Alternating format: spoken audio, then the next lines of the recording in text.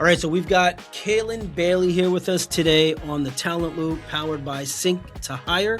Make sure you guys check them out.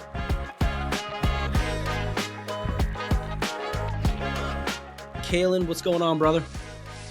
Not much, man. It's been a while. Good to reconnect with you. It has been a while. It has, man. We're going to have a good conversation because we're going to talk about crafting the hiring manager experience. And you just told me you're publishing today. Today you're publishing, right? The article? Yeah. Yep. Yeah. All right. So first off, let's talk about that. Let's give that article some airtime because we'll link to it somewhere in the notes. And then we're going to jump into a couple questions here. Crafting the hiring manager experience. Give me the breakdown. What's the article? The whole idea of this comes from as a recruiter, and for me, I'm an in-house recruiter representing one company, wearing one jersey, is framing who is our customer? Our internal customer, or if you're in the product world, you refer to internal, external stakeholders. Right. Our customers are our hiring teams and our candidates. And in a lot of ways, my W-2 says Radix, where I work currently, they are customer one. A candidate is customer 1A is how I've always defined that. You want both to have an awesome experience, but in my context, I'm a small team, part of a small people ops team in a company that has big, lofty goals. And so every hire matters, every mishire matters, but in a sub 100 person company where you're trying to build and ship products, we've got competitors on our heels, things like that. I want to make sure that our hiring teams are laser focused on exactly what we need that goes beyond just, I know this person, I like this person, or leaning more towards the behavioral side, even though that's important. We're at a phase now where we're post-funding.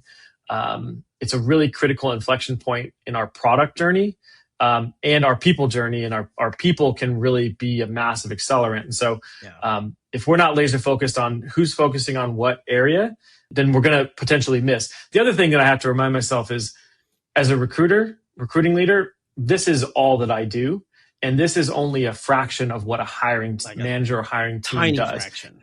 Even though it seems like it is everything to everybody. These people are building products. They're running finance teams. They're running CS. So my goal is to make this as easy as possible for our hiring teams and maximize the efficiency of the hiring loop. Yeah, I've always related the hiring manager question back to your problem's not my problem.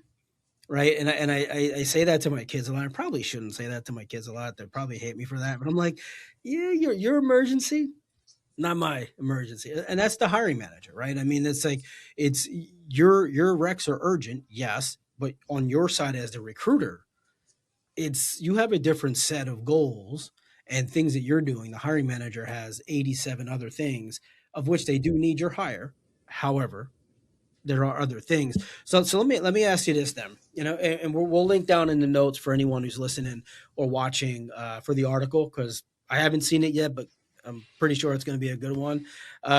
Where are companies creating friction today in the hiring process without them actually realizing they're causing that friction? One of the first pain points that I've noticed is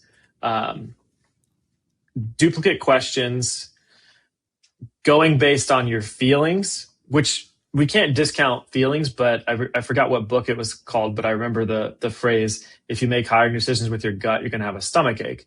Now, a lot of us have good intuition, and it's not usually wrong, but what we're actually trying to solve is what technical problem is this individual going to solve that's going to help us get to X goal? So a lot of it is, when you go based on feel, what happens is you're entirely indexing on, not entirely, but you could mostly be indexing on behavioral competencies. And I don't want to discount those, because curiosity, adaptability, flexibility, especially in my environment, which is much more startup feel, are definitely valid. But where we're at as a company is we're beyond the hire your buddies, hire your roommates from college, hire your friend that does marketing. Right. We're in a place where, using a marketing rec that we have open now, it's very specific to content and product marketing, which is the first of its kind. So when you're hiring somebody that's in more of a founding type role, what that means is you do want them to be hyper curious and inquisitive and all of these great behavioral things.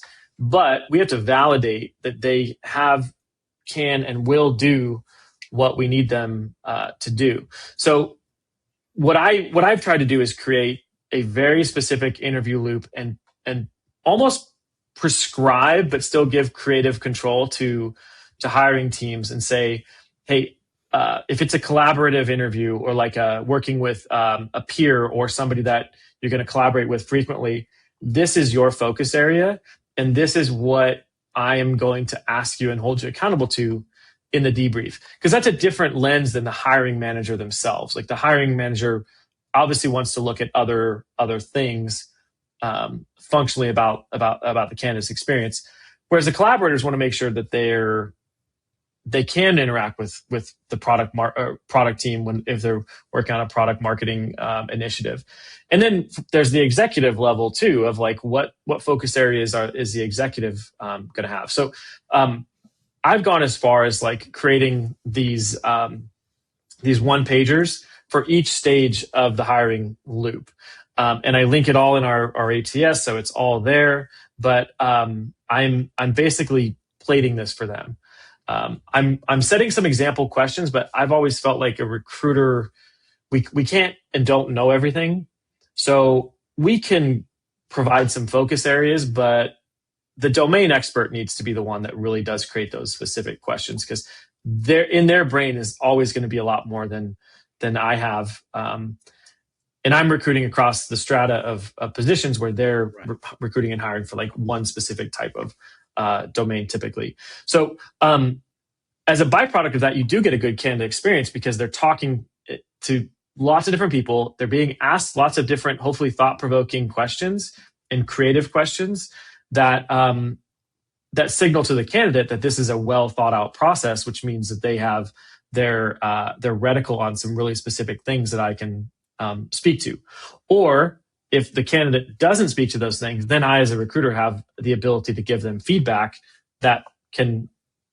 So they do work really closely together, but at the end of the day, like I want to make sure that our hiring teams come into that final debrief and make a decision based on a very clear, structured rubric where everybody knows the lane that they're swimming in. Yeah, let's go back real quick to hiring with your gut, because I think that's important.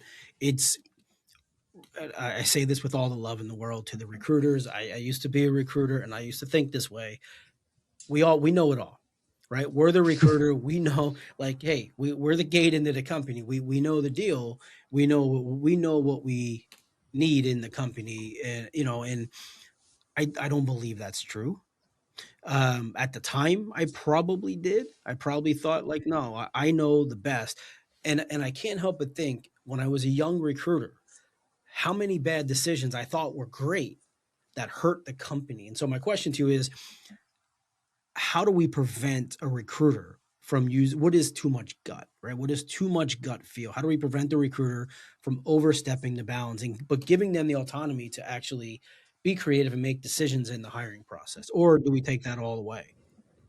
My recruiting life changed when somebody said to me, you don't have to know everything. You just have to know the right questions to ask. And I can't originate all of the questions I want to ask just based on somebody throwing a job description and through Teams at me. Yeah. So my responsibility is a lot of fact finding, a lot of pestering sometimes. Like if I know what I'm looking for, ultimately what I'm going to do is protect that hiring team's time, which if I'm protecting their time, it keeps the developers in the code base. It keeps the finance people doing their thing. And I'm saying, I don't want to ship 7 candidates through to you. I want to ship 3 or 2 that I know are going to be really good to compare against each other. The only way to do that is through like a really thorough intake. Nowadays, you can even connect any sort of system, an AI system or an LLM, to actually summarize that debrief and then connect that into your whole ecosystem. So I don't want to sound like the gut isn't valuable, because very rarely do we say like, I just know and we're wrong. A handful of times in my career it's happened, and you can get blinded by your gut, Sure. papering over some things that are critical to the role. I always look for combine the gut with evidence-based or experience-based answers. I have done this here, which means that I can or potentially do this for you there. Right. We have to also remember, like, the recruiting team we don't make hiring decisions. We basically make recommendations for the next stage, meaning talk to the hiring manager next, talk to the team next. At the end, that could be, I recommend and support an offer for this candidate. But the goal for me is every time I get somebody through a next stage is an opportunity for me to look at feedback as a new set of inputs that helps the next group, which then layers on top of the gut. So you don't get to the end and you're like, hey, everybody feeling good about this? Yeah. Can anybody say why? Yeah. Well, for me, like, if I met another person that was like a college soccer player, I'd be like, oh, that's so cool. Like, I played soccer in college too. Like, we can talk soccer. Well, can this person write content that's going to help grow or talk about this product launch? Like, I have to remind myself of that. Well, who knows? But they can score 4 goals a game, so they're good. And we can talk about it at the water cooler. Yeah. That's valuable, but like, this is going to be like a single person running this function here. So, you layer those things on top of a gut. I think then you package it up and it's like, okay, everyone's gut feels right. We validated it through experience-based answer, evidence-based answer, data points. And we've also like iterated through the interview loop to get to a point where we know that these boxes have been checked.